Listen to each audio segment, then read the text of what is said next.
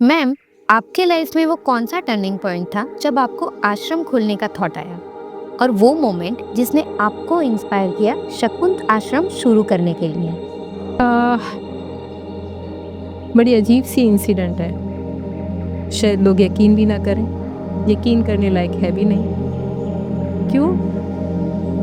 ये मैंने नहीं सोचा कि मुझे बनाना है। ये ऊपर से आई हुई एक कॉल है, जिसको कहते हैं ना कि अचानक।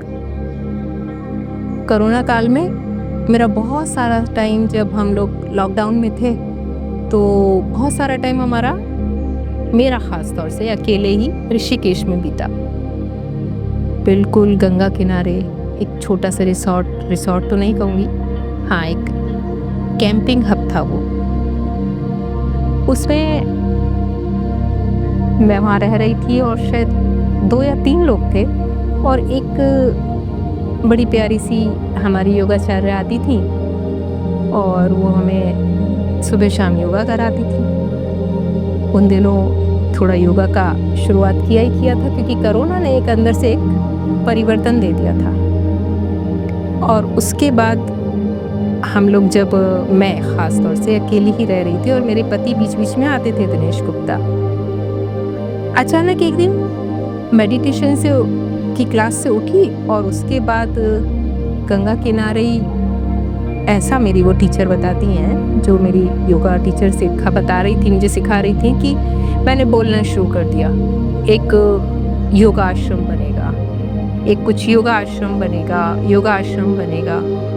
वो मुझे झिकझोर रही हैं कि अब मैम आप क्या बोल रही हैं, आप कहीं और बैठी हैं, आप कुछ और बोल रही हैं, आप मेडिटेशन से जागिए। उन्होंने मुझे उठाया और तब मुझे मालूम पड़ा कि मैं पूरी पसीने में भीगी हुई थी और मैं, चेहरा तमतमा रहा था, और मतलब एकदम लाल हो चुका था। तमतमाया तो नहीं कह सकते, क्योंकि तमतमाना तो गुस्सा होता है, पर चेहरा लाल था।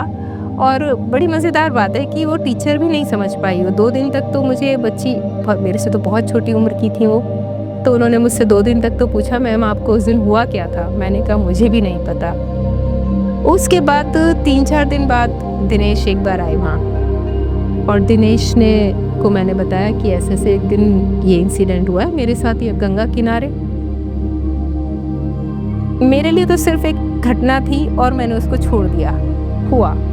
लेकिन दिनेश को कहीं लग गया कि ये कहीं से कॉल आई है, और उन्होंने इस दिशा में काम करना शुरू कर दिया।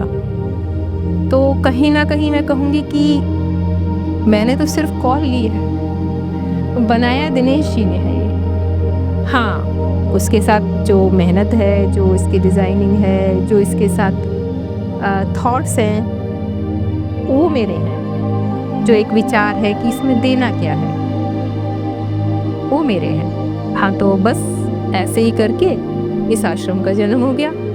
ये जन्म की नींव रखी गई। जन्म तो अब हुआ है, प्रोसेस में बहुत समय से चल रहा था, इतने समय से गर्भ में था। इसकी नींव इस तरह से रखी गई।